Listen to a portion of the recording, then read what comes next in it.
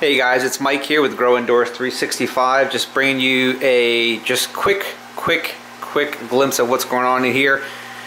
Doing a lot better than I thought. I mean, everything is looking awesome, and finally that orange mint is actually smelling unbelievable. You can't actually, if you put your nose to it, it doesn't smell as great as you would think because you actually can't smell it just yet. But if you would actually just rub your fingers on it and then smell your fingers, it smells amazing. It literally smells like orangey mint. It's super delicious.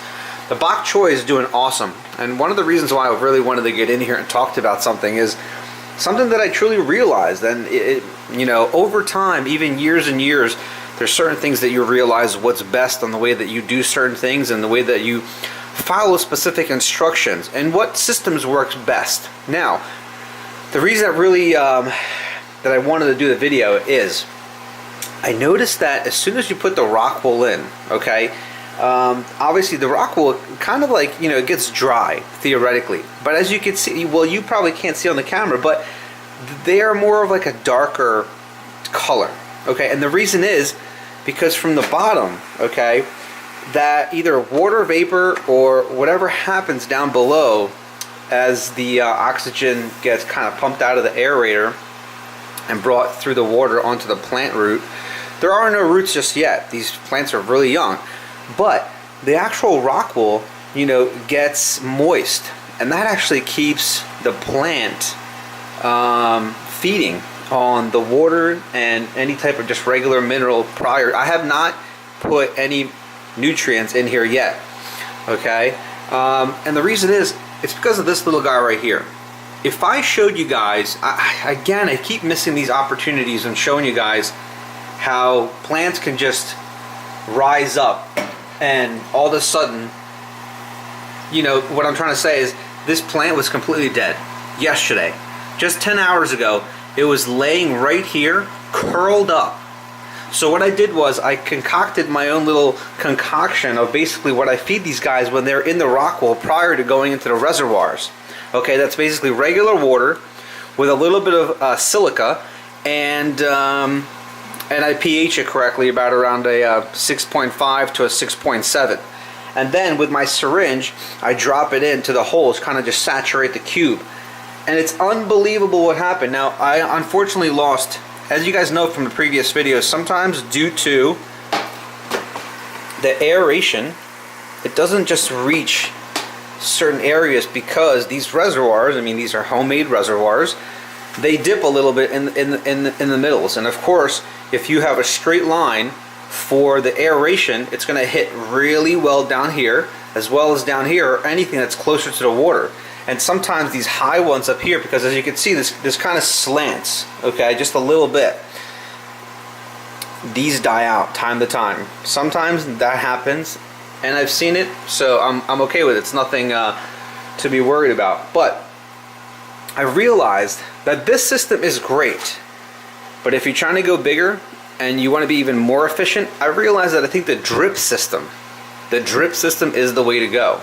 Now the drip system, if you're not familiar with it, I'm not even too familiar with it, but basically every individual rock cube, okay, has a little drip. So imagine this pumping water, actual water, through a circulatory type of system throughout all the different pods, and basically every, I'm not sure if it's consistent, I doubt it, but I presume it would be ever so often, maybe like, you know, every hour, maybe every 2 hours, it will drip water all throughout here. Even a misting system would be incredible.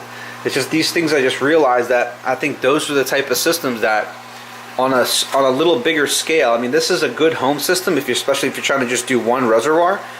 But I think the drip system is something that I'm definitely going to look into in the future. I think it's interesting. I definitely want to test this regular hydroponic system across a drip system, because it's unbelievable what that little guy was doing just, you know, 10-12 hours ago, and the rebound that it had after I put in some water right in its cube, because basically its cube, you could see the color differentiation, that it dried out. It wasn't providing any water to the actual root.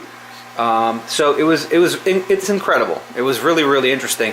And so guys, I mean, This is beautiful. I got greens going on. As you can see, it's so beautiful. It's so delicious. And soon I already have my lettuces. They're about to be germinated in just a few days. And I'll probably have them down there in probably about 5 or so days. But check this out. Beautiful indoor garden. And all of a sudden, in the Northeast, this is what I have going on. Yep, snow. It's pretty out there. I live right in the back of some woods. It's real nice. But yeah, as of right now, my entire backyard, my entire front yard is completely covered in snow. But this is still living and it's completely thriving. And these are going to be beautiful plants. Sometimes I just love just looking at the plants before they shape into adult plants. You know, it's literally like nurturing children in a sense. That's another one of my joys regarding this. It's, you know, the reason why I do these videos is to showcase, because I'm so proud of these things and it's just incredible. And I love the beauty part of like a plant growing. I think it's absolutely incredible because we all can Google and look at the images of what bok choy plant looks like, and I'm sure you've seen it in a supermarket, but not all the time do we know what a little bok choy looks like as it grows from nothing into something. And it's absolutely incredible. I mean, at least to me, and I'm sure a lot of you guys think the same way, because these are living plants. I mean, that's mind-boggling to me that sometimes by dropping a seed, something so beautiful could come out and we could eat it. It feeds us, and it's a beautiful, clean food right in our house. Check out these parsleys that I got. How cool are they? Look at this little guy. Ain't that beautiful? It's already maturing enough that it already has these type of leaves, the actual parsley leaves. Absolutely gorgeous. Yeah, I'm gonna have a ton of these. As you can see here, there's like 3 in there. That's what I did. If you guys could recall the previous video just a few days ago, I was so frustrated after days of work, and there was so many seeds all kind of combined in my little petri dishes that I literally just took a bunch and just kind of dumped them in there. I couldn't do it anymore. I'm so happy with this little garden. So also what I did was, let me actually go right here. Here are the spinach. Unfortunately, nothing happened with my spinach, little guys. Unbelievable. You know, I had 9 right there and nothing happened.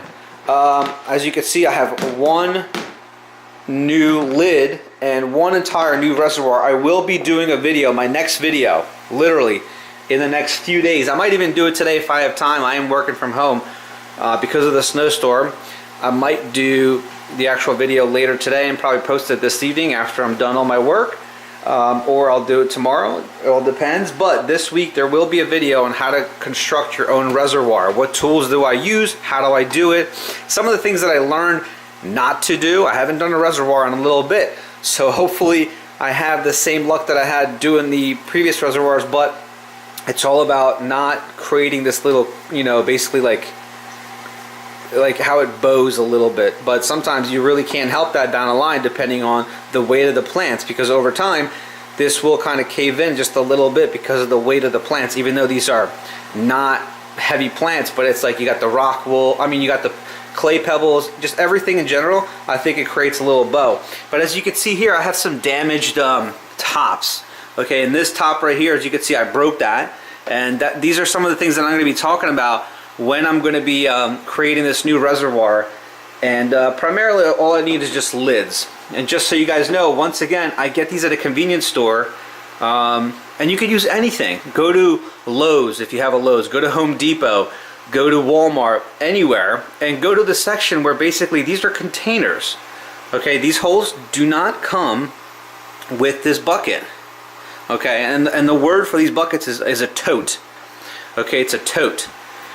And I use a special tool, a special size, to create these holes up top so that they fit a special size of these pods, which are called net pods. Okay, and that's how I construct it, and I'm going to show you guys that in an upcoming video. And I also realized that, you know, what I use in the back of my tent, basically, what is it? The outlet. Okay, it's like the it's an extension cord that has specific times That's how this whole thing runs, if you guys didn't know. Let me actually go back here. I don't think you're going to be able to see, but this is what I got back here. I'm not sure if a little bit is, yeah, you could probably see. As you can see here, I'll probably give you guys a review on something like this too. You're going to need something like this. This is very important for the entire process of the hydroponic system. As you can see here, we have the, called it an orange light, and there's the green, okay? The green light, it turns off with the timer. This orange light stays on the entire time. So what does that mean? On the green, look at that overview. Isn't that cool? On the green, you're going to want the green to be your lights, because you want them on for a certain time of the, so many hours during the day. You want your pumps always on, you want your fan always on, but your lights have to be on a timer so that they shut off after, let's say, 15, 16 hours of the day. And that's how this entire operation runs. Thank you all for watching. Make sure to subscribe. Make sure to give me the thumbs up. I really appreciate all you guys watching. Any more questions, make sure you leave it down below. I did have some additional questions on the previous video and some other videos. I will gather them together, and I will do a Q&A in the next, let's say, week and a half to 2 weeks. Keep asking me questions. Hope you like the videos, and make sure to share with family and friends on Facebook, Google+, wherever it is that you're on, any forums. Make sure to like, thumbs up, and subscribe. Thanks again.